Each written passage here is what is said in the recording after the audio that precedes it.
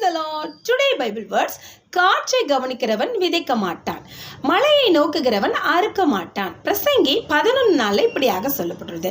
So ஒரு விவசாயி காற்றையும் மழையும் பார்த்துட்டு பயந்துட்டு இருந்தார்னா அவர் விதைக்கவும் மாட்டார், அறுக்கவும் மாட்டார், அவர் ஆசீர்வாதங்களையும் பெற்றுக்கொள்ள மாட்டார். ஸோ நாம் இப்படி இருந்துடக்கூடாது.